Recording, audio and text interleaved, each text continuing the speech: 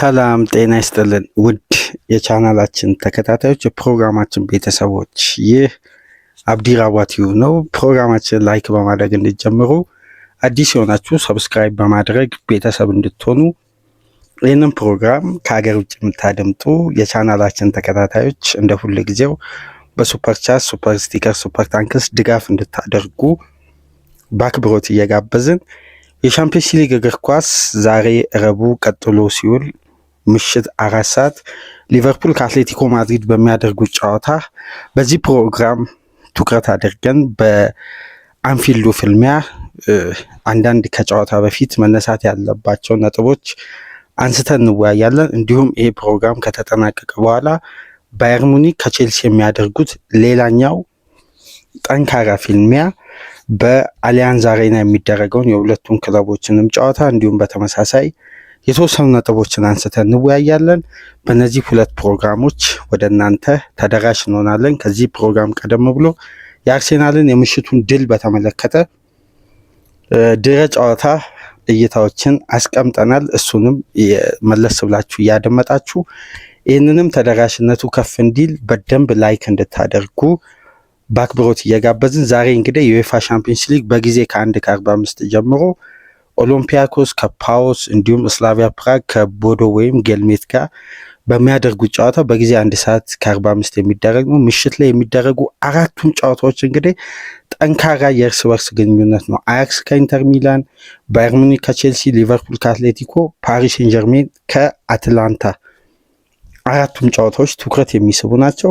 ምናልባት ጊዜና ሰዓት ከተመቻቸ ድካም ካላሸነፈን የጁቬንቱስ እና የዶርትመንድን የ4-4ቱን ጨዋታ የተወሰኑ የጨዋታውን ድጋሚ ምስል ስለተመለከትን ድረ ጨዋታ ቆይታ የምናደርግበትን ፕሮግራም ይዘን እንመጣለን። ወይም ወደ ከሰዓት በአንዳንድ ወቅት በምንለቀው የምሽት ወይም ከምሽት ቀደም ብሎ አመሻሽ አካባቢ በምንለቃቸው ሰዓቶች ላይ ይዘንላችሁ እንመጣለን። ብዙ መነጋገሪያ አርዕስት የነበረ የምሽቱ ትዕይንት ስለነበር በዛ ጨዋታ ዙሪያ የተወሰኑ ነጥቦችን ለማንሳት እንሞክራለን። በዚህ ፕሮግራም እንግዲህ ትኩረት የምናደርገው አርነ ስሎት ዲየጎ ሲሞኒን በአንፊልድ ያስተናግዳሉ። ከ3 ዓመት በፊት አብዛኛው የእግር ኳስ ቤተሰብ የሚያስታውሰው ምናልባት የዕለቱ ጨዋታ በጊዜው ከነበረው የሻምፒዮንስ ሊግ እግር ኳስ ሰዓት ቀደም ብሎ ስለጀመረ ያን ትዕይንት ለማየት የእግር ኳሱ ቤተሰብ አጋጣሚ ነበር። ፌኖርድ ከአትሌቲኮ ማድሪድ 2-3 ያለቀው ጨዋታ። በዛ ጨዋታ የምናስታውሰው ዲየጎ ሲሞኔና አርነ ስሎት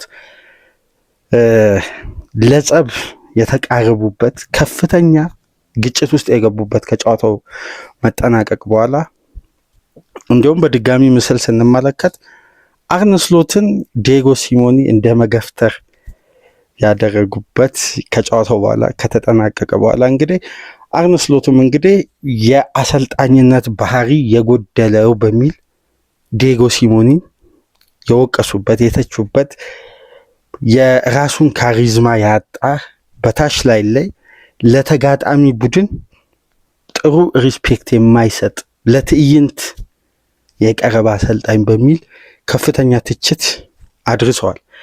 ነገር ግን በቅርብ ዓመት ውስጥ አንድ የምናስተውለው ከረጅም ጊዜ በኋላ ድጋሚ የተፈጠረ ወይም ድጋሚ የተነሳሳው ይሄ የኔዘርላንዳውያንና የአርጀንቲና ተጫዋቾች፣ የኔዘርላንድ አሰልጣኝና የአርጀንቲና ተጫዋቾች፣ የአርጀንቲናውያን አሰልጣኝ የኔዘርላንድ ተጫዋቾች መካከል ያለ ውጥረት አለ።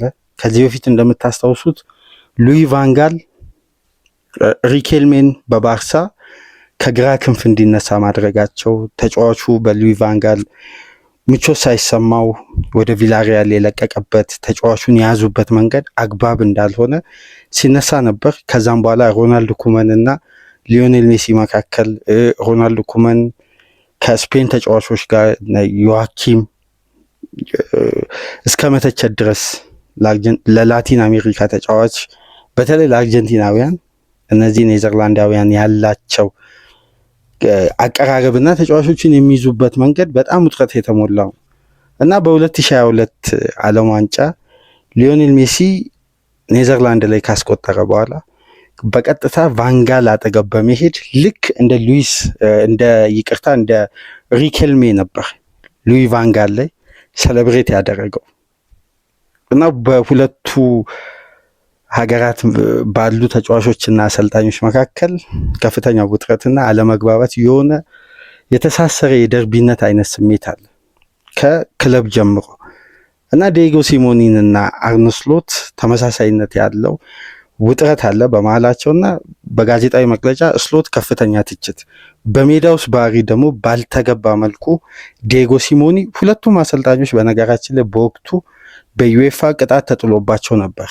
ነገር ግን ዲዬጎ ሲሞኒ ትንሽ ጠንከር ያለ ቅጣት ነበር የጠበቃቸው እና ዛሬ ሁለቱ ናቸው አንፊልድ ላይ የሚገናኙት። ዲዬጎ ሲሞኒ ደግሞ በአንፊልድ በአንድ ወቅት የርገን ክሎፕ የሊቨርፑል አሰልጣኝ ሆኖ የሻምፒየንስ ሊጉን ዋንጫ ባነሱ ማግስት በቀጣዩ ዓመት እንግዲህ በአንፊልድ የመልስ ጨዋታ ነበር በአትሌቲኮ ማድሪድ ሜዳ በጠባብ ውጤት ተጠናቆ በአንፊልድ እንግዲህ በመጨረሻ ደቂቃ አሊሰን በዕለቱ ጨዋታ በጉዳት ምክንያት በስብስቡ አልነበረም። የወቅቱ የሊቨርፑል ሁለተኛ ግብ ጠባቂ አድሪያን ነበር ስፔናዊውና ያ ግብ ጠባቂ እንግዲህ ሁለት የዲዬጎ ሎሬንቴ ተመሳሳይነት ያለው ግብ ከግብ ጠባቂው ስታንዳርድ የፕሪሚየር ሊጉ ሻምፒዮን የነበረ የሻምፒየንስ ሊጉ አሸናፊ የነበረ ክለብ ሁለተኛ ግብ ጠባቂ አይመስልም ነበር። በጣም በጥቃቅን ስህተቶች ሊቨርፑል ከዛ ውድድር ውጪ ሲሆን ዲዬጎ ሲሞኒ በአንፊልድ ሴሌብሬት ያደረጉበት መንገድም በሊቨርፑል ደጋፊዎች ከፍተኛ ተቃውሞ በወቅቱ አጋጥሟቸው ነበር እና እነዚህ ጉዳዮች ከጨዋታው በፊት ለሁለቱም አሰልጣኞች ቀርቦ ነበር እና አሁን ጉዳዩን ለማርገብ ሁለቱም በፕሮፌሽናል የእግር ኳስ ሰላማዊ በሆነ መልኩ ለማድረግ እንዲህ አይነት አስተያየት ነው የሰጡትና የዛሬው ጨዋታ ቀላል የሚባል ከበስተጀርባው ተያይዞ የመጣ የቆየ ድምር ውጤት አለና ዛሬ እንግዲህ አንፊልድ ላይ እንደምታውቁት በዩሮፒያን ምሽት አንፊልድ ከሌሎች ስቴዲየሞች በሊጉ ከሚገኙ ክለቦች በፕሪሚየር ሊግ ከሚገኙ ክለቦችም በቻምፒየንስ ሊግ እግር ኳስም ከሚሳተፉ ክለቦች ለየት የሚያደርገው የአንፊልድ ግለት ወይም ከስቴዲየም የሚወጣው ከፍተኛ ድምፅ ነው። በተጋጣሚ ክለብ ወደ አንፊልድ ሲመጣ ከፍተኛ ጫና ውስጥ ይገባል። በተለይ የአንፊልድ ድምፅ በአንድ ወቅት በድምፅ መለኪያ ሲለካ እንኳን በዩኤፋ ከፍተኛ ድምፅ ከሚያወጡ ስቴዲየሞች ግንባር ቀደም ቁጥር 1 ነበር። በተለይ የባርሳና የሊቨርፑል ጨዋታ ሊቨርፑል የ3-0 የካምፕኑ ሽንፈት የቀየረበት የአንፊልዱ ጨዋታ ከፍተኛ ድምፅ የወጣበት በቅርብ ዓመት ውስጥ ከየትኛውም በዩኤፋ ውድድር ላይ ተሳታፊ ከሆኑ ክለቦች ውስጥ የጋላታሳራይ የስቴዲየም ድምፅ ነበር ከፍተኛው ይዞ የነበረው። የሊቨርፑል ደግሞ በዛ ጨዋታ በስቴዲየሙ የወጣው ድምፅ ተለክቶ እንግዲህ ከፍተኛ ነው በማለት ቁጥር 1 ከፍተኛ ግለት ያለው ስቴዲየም ለተጋጣሚ በአጠቃላይ ምቹ ያልሆነ ስቴዲየም እና ለሊቨርፑል ደግሞ በሻምፒየንስ ሊግ የሆም አድቫንቴጅ ትልቁ መተማመኛ በጥሩ ብቃትም ይሁን ጥሩ ባልሆነበትም ወቅት የአንፊልድ ድጋፍ ይለያል እና ዛሬ ምሽት ልክ እንደ ዋንዳ ሜትሮፖሊታኖ 90 ደቂቃ በሲሞኒ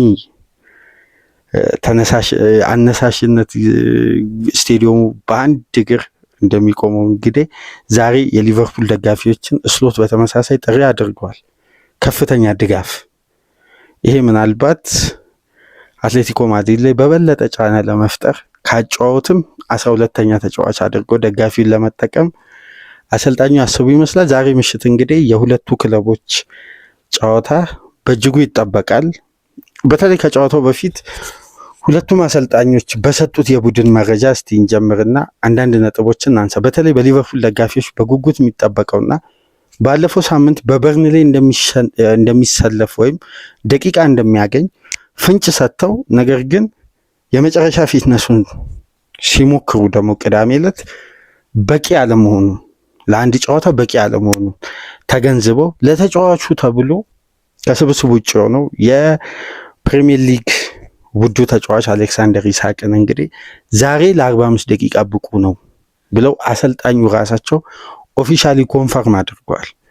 ይሄ ከአርብ ጋዜጣዊ መግለጫ ከበርንሌ ጨዋታ ቀደም ብሎ ከነበረው ጋዜጣዊ መግለጫ ፍጹም የተለየ ነው። ያኛው ጋዜጣዊ መግለጫ በጥርጣሬ ውስጥ ነው። እስቲ የመጨረሻውን ፊትነስ እንመልከት የሚል ጥቆማ ነበራቸው። ግን የመሰለፍ እድሉ ሰፊ እንደነበር ነው።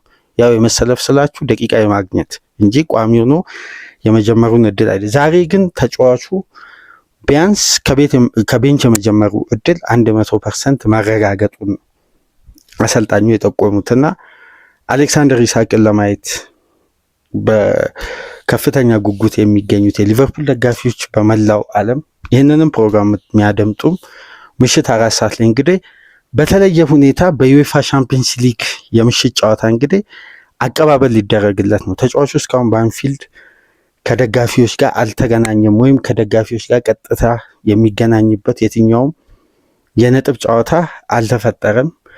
አንድ ጨዋታ ከካሜራ ጀርባ የተደረገ ጨዋታ ነበርና 1 ደቂቃ አካባቢ ነው ተቀይሮ የገባው። እሱንም ሰኞ ከሰዓት ከፊትነስ ዝግጅት በኋላ የተደረገ የተወሰኑ ደቂቃዎች ናቸውና ሙሉ ስብስቡ የተሟላበት አልነበርም። ለግማሽ ተጫዋቾች እረፍት የተሰጠበት በተለይ እነ ጀረሚ ፍሪምፖንግ፣ ጄ ጎሜዝ ምናምን ነበሩ በዛ ጨዋታ እና የፊትነስ ደረጃቸውን ለመፈተሽ የተደረገ የ60 ደቂቃ ጨዋታ ነበር። ከሁለተኛው ቡድን ጋር 1 ደቂቃ ገደማ ነው ኢሳቅ ተቀይሮ የገባውና እዛ ላይ የሞከሩትን ፊትነስ ነው አሁን ለዚህ ጨዋታ ቢያንስ ለ45 ደቂቃ ብቁ ነው ብለው አሰልጣኙ ያመኑት። ይሄ ማለት እንግዲህ ሁለተኛ 45 ሊቨርፑል ከ60 ወይ ከ50 ደቂቃ በኋላ ይሄን 9 ቁጥር የ130 የ125 ሊቨርፑል 130 ነው የከፈልኩት ይላል፣ ኒውካስል 125 ነው ይላል። በአጠቃላይ ይሄ የብሪቲሽ ሪከርድ ፈራሚውን ተጫዋች በአንደኛው አጋማሽ ማየታችን ዛሬ ምሽት የማይቀር ነው። ይሄን ጉዳይ ስሎት አረጋግጧል። በተጨማሪም ኮርቲስ ጆንስ አሁንም ከጉዳቱ አላገገመም። ለመርሲሳይዱ ጨዋታ እንደሚደርስ አረጋግጠው ዛሬ ግን ከቡድኑ ጋር የመጨረሻ ትሬኒንግ ቢሰራም የፊትነስ ደረጃው ለጨዋታው ብቁ የሚያደርግ ስላልሆነ ቀሪ ቀናትን በደንብ ከሰራ ለመርሲሳይዱ ጨዋታ ዝግጁ እንደሚሆን ገልጸው አሁን ላይ ግን ከስብስቡ ውጪ መሆኑን አረጋግጧል። በተረፈ ሌላ አዲስ ምንም አይነት ጉዳት የለም። ሁሉም ተጫዋቾች ለዚህ ጨዋታ ዝግጁ መሆናቸውን አርነ ስሎት አረጋግጠዋል።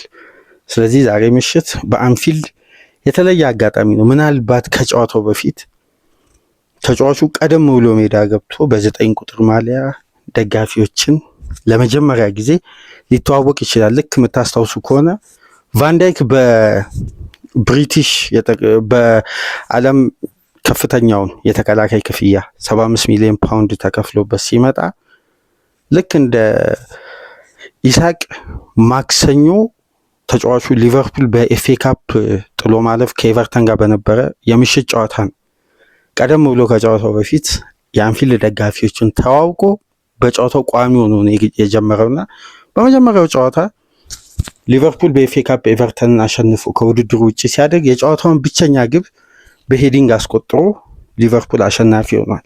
ዛሬ ምሽት እንደዛ አይነት የኢሳቅ ትውውቅ ሊኖር ይችላል ከጨዋታው በፊት እና በቡድን መረጃ በኩል ከጨዋታው በፊት አሰልጣኙ የሰጡት መግለጫ ይህን ይመስላል።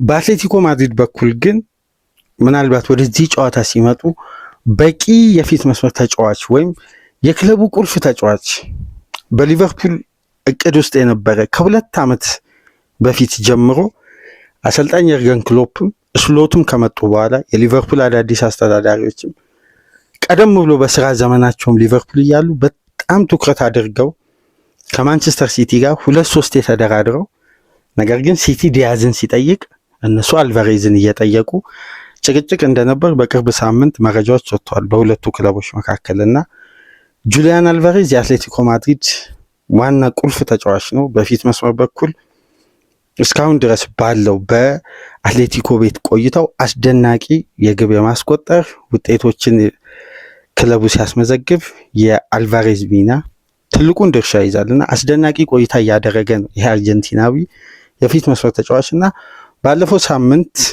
ቪላሪያልን 2-0 በሜዳቸው ሲያሸንፉ ጉልበቱ ላይ ባጋጠመው ጉዳት ምክንያት ጉልበቱ ላይ ጫና በስቶ ምቾት አልሰጠውም ለተጫዋቹ። አሁን ለጨዋታው ፊት ሊሆን ይችላል፣ ነገር ግን ጉልበት ላይ ስለሆነ በጣም የሚያሰጉ የጉልበት ጉዳቶች አሉ እነ ኤሲኤልን ጨምሮ እና ይህንን ጉዳይ ከግምት ውስጥ በማስገባት የአትሌቲኮ ማድሪድ የሕክምና ባለሙያዎች ከስብስቡ ውጪ እንዲሆን ትዕዛዝ ሰጥተው እንግዲህ ጁሊያን አልቫሬዝ ወደ አንፊልድ አልመጣም። ለዛሬው ጨዋታ ይሄ አርጀንቲናዊ ተጫዋች አለመሰለፉ ለዲየጎ ሲሞኒ ከፍተኛ ጉልበት ነውና በዛሬው ጨዋታ እንግዲህ አንቷን ግሪዝማን እና ግዙፉ አጥቂ አሌክሳንደር ሶርሎት በጋራ ሆነው ይሰለፋሉ በአንፊልድ ማለት ነው ለአትሌቲኮ ማድሪድ። ጁሊያን አልቫሬዝ አለመኖሩ ለአትሌቲኮ ማድሪድ ከፍተኛ ጉለት ነው። በዚህ ጨዋታ እንግዲህ ከተሰሙ የቡድን መረጃዎች ውስጥ 2 ወሳኝ ቁልፍ የፊት መስመር ተጫዋቾች፣ አንዱ አዲስ ፈራሚ፣ አንዱ ደግሞ ለቡድኑ ቁልፍ የነበረ፣ በሁለቱ ተጫዋቾች ዙሪያ ነው የቡድን መረጃው ሰፋ ብሎ እየወጣ የሚገኘውና የዛሬው ጨዋታ ግን ካለፉት ግንኙነቶች የሁለቱ ክለቦች የሻምፒየንስ ሊግ ሪከርድ ግን ቀላል የሚባል አይደል። አንዳንዴ ያለፈው የውድድር ዓመት ለምሳሌ ሊቨርፑል ከዚህ ውድድር የተሰናበተው በፔዤ ነው እና አሁን ላይ ይሄ ጨዋታ ሲደርስ እንደምታውቁት ፖል ጆይስ ለሊቨርፑል በጣም ቅርብ የሆነ ዘ ታይምስ ሪፖርተር ነው።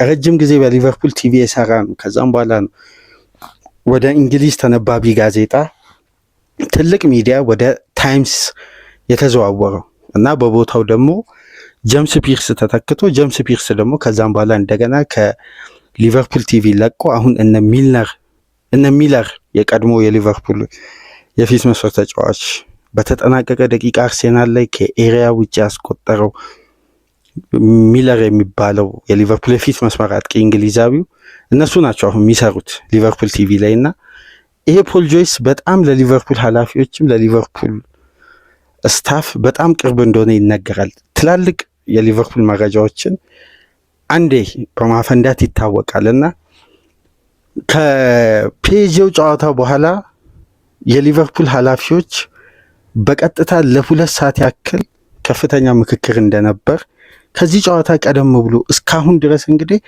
እንዲህ አይነት መረጃ ሰምተን አናቅም ወይም ተመልክተን አናቅም።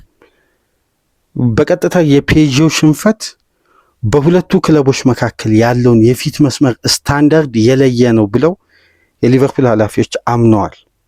ሊቨርፑል ከፔዤ ሳይሻል ወይም በኳሊቲ ወርዶ ከዚህ ውድድር ውጭ ሆነውና ፔዤ ወደ ቀጣይ ዙር ያለፈው ባሉን የፊት መስመር አማራጮችና ኳሊቲ ልዩነት ነው ብለው 100% ስላመኑ የሊቨርፑል ኃላፊዎች በዚህ ሳመር ከፍተኛ ኢንቨስትመንት በፊት መስመር በኩል እንዲያወጡ ዋነኛ ምክንያት የሆነው ይሄ የሻምፒየንስ ሊግ የተጠናቀቀው ውድድር ዓመት የፔዤ ሽንፈት ነው እና ይሄ መረጃ የወጣው ከፖል ጆይስ ነው።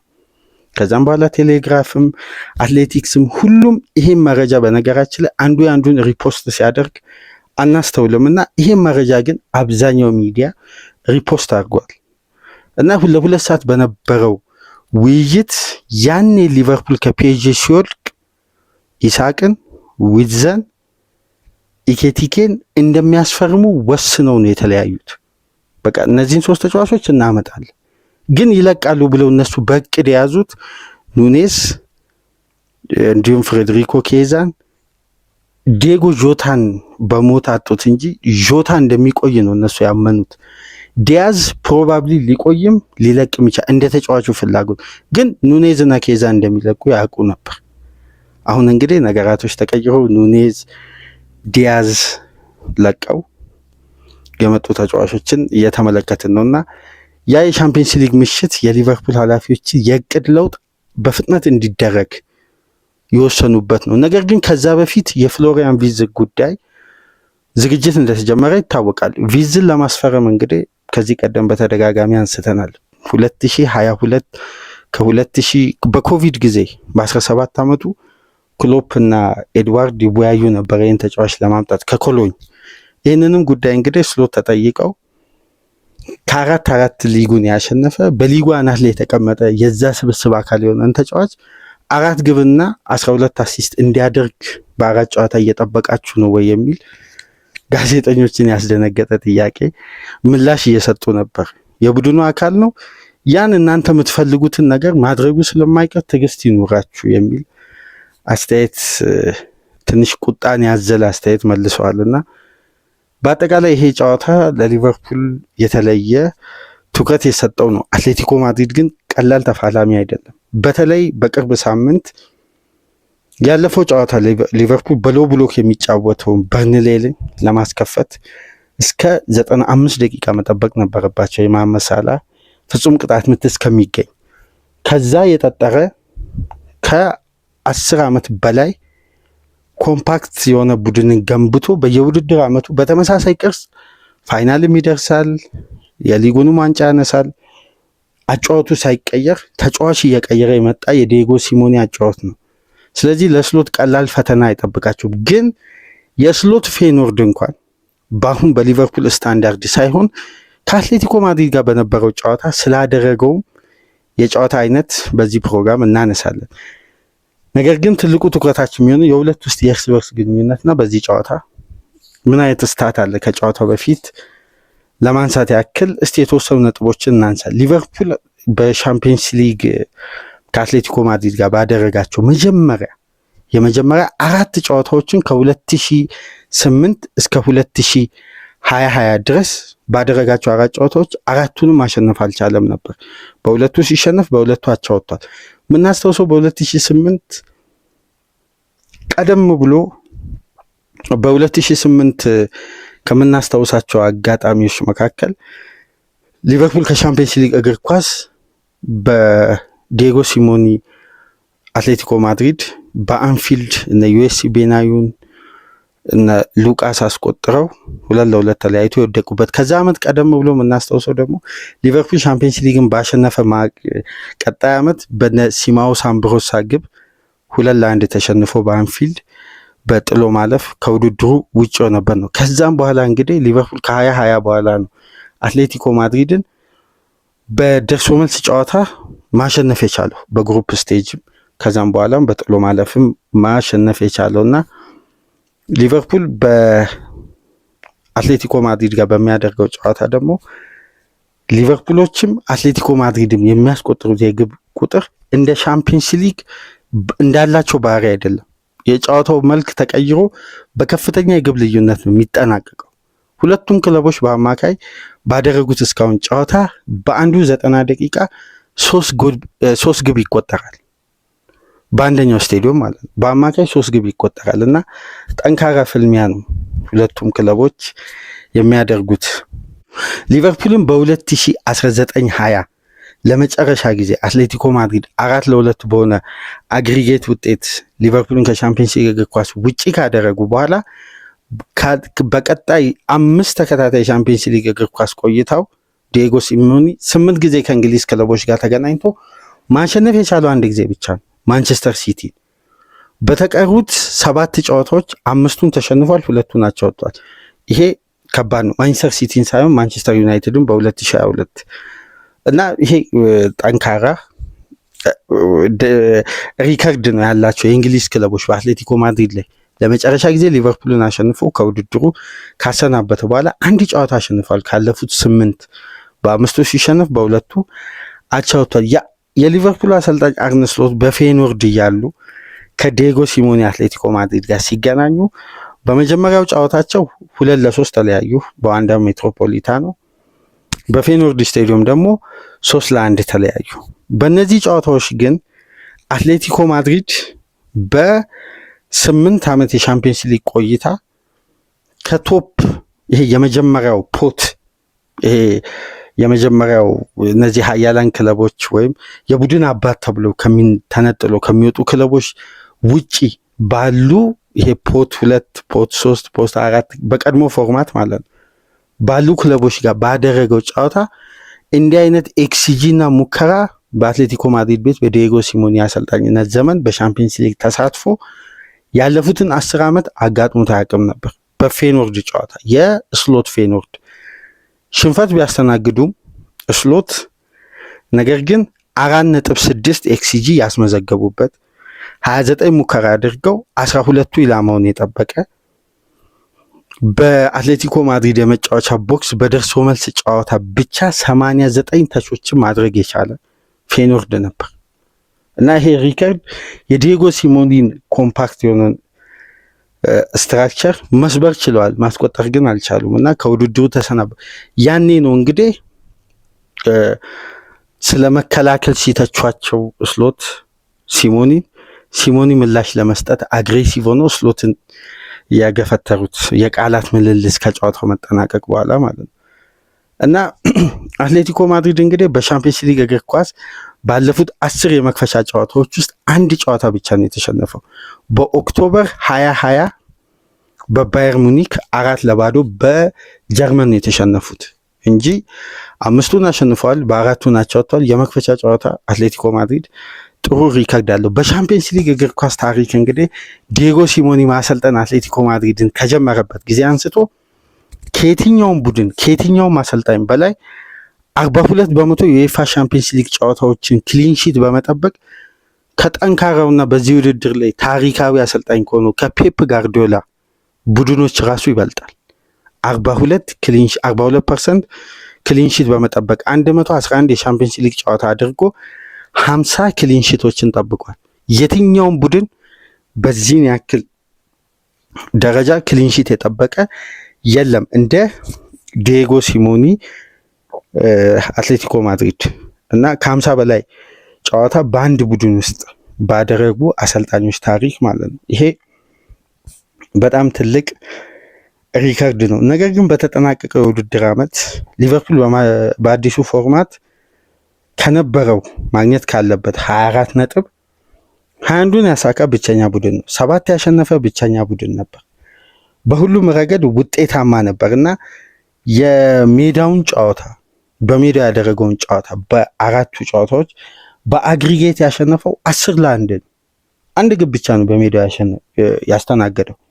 እሱንም በቦሎኛ መሰለኝ ቦሎኛ መጥቶ ነው አንፊልድ ላይ ያስቆጠረው። ምክንያቱም ሌቨርኩዘንን ሪያል ማድሪድን ጨምሮ በአንፊልድ ሌላው ክለብ ግብ ያስቆጠረ አይመስለኝም። ቦሎኛን ነው 2-1 መጨረሻ ላይ በመሐመድ ሳላህ ግብ እና በሃርቪ ኤሊየት እና መሐመድ ሳላህ ግብ ነው በአሌክሲስ ማካሊስተር ግብ ያሸነፉበት ጨዋታ እና በዚህ ውድድር ሊቨርፑልም ጠንካራ እንደነበር አምና በመጀመሪያው ፌዝ በአዲሱ ፎርማት ማለት ነው እና በዚህ ውድድር ላይ እንግዲህ በሊቨርፑል የሻምፒየንስ ሊግ እግር ኳስ ከፍተኛ ግብ አስቆጣሪ ተርታ የተቀመጠው መሐመድ ሳላህ ነው። 44 ግብ በማስቆጠር 17 አሲስቶችን በማድረግ ለሊቨርፑል ትልቅ ሪከርድ ነው እና በዚህ ውድድር ላይ ለሊቨርፑል በርካታ ጨዋታ ያደረጉት ስቴቨን ጄራርድ እና ጂሚ ካራገር ናቸው። ጄራርድ 73 ጨዋታ፣ ካራገር 80 ጨዋታ።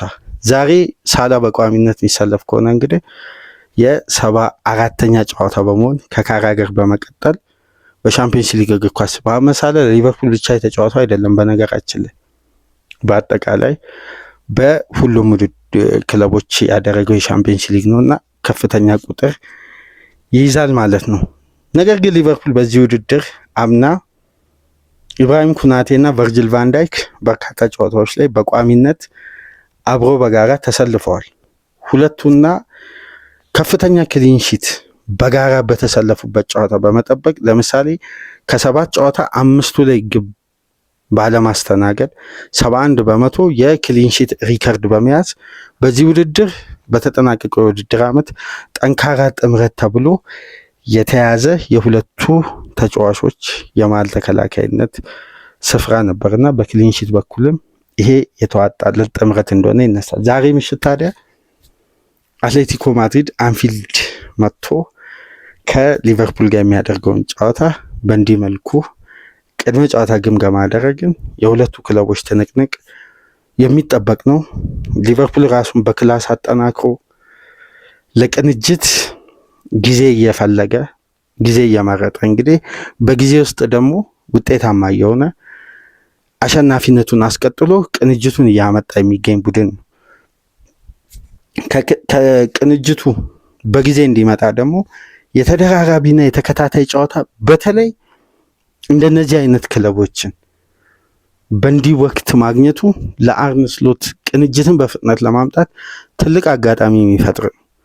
ለምሳሌ ቀለል ያለ ተጋጣሚ ወይም እንደ ሊቨርፑል መልሶ ማጥቃት የሚፈልግ ቡድን ቢገኝ የሊቨርፑል ቅንጅት በሜዳ ውስጥ በሚገኝ ውጤት መዘናጋት ይፈጥር ነበር።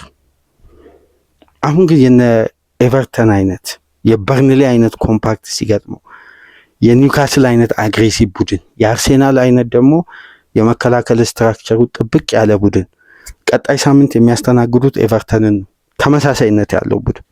ስለዚህ በእነዚህ ካራክተር ውስጥ ሊቨርፑል ራሱን ክሬት ለማድረግ ግቦችን ለማስቆጠር ካወጣው ወጪና ከያዛቸው አታኪንግ ተጫዋቾች ስታንዳርድ አንጻር ለማጥቃቱ እንቅስቃሴ በይበልጥ ለቅንጅት የሚያበቁ የተጋጣሚ አይነቶችን ነው የሚያገኘውና ይሄ ለቅንጅት ጥሩ አጋጣሚ ነው። ምሽት ላይ የሚፈጠረን እንግዲህ አብረን ተመልክተን በነገው ዕለት ድረ ጨዋታ ግምገማ ይዘንላችሁ እንመጣለን። ላይክ፣ ሼር፣ ሰብስክራይብ ማድረጋችሁ እንዳትረሱ። ከሀገር ውጭ የምታደምጡ ደግሞ እንደ ሁል ጊዜው በሱፐር ቻት፣ ሱፐር ስቲከር፣ ሱፐር ታንክስ ድጋፍ አድርጉ። በአሊያንዝ አሬና የሚደረገውን ጨዋታ ባየር ሙኒክ ከቼልሲን በተመሳሳይ መልኩ ይዘንላችሁ እንመጣለን። ሰላም ቆዩ።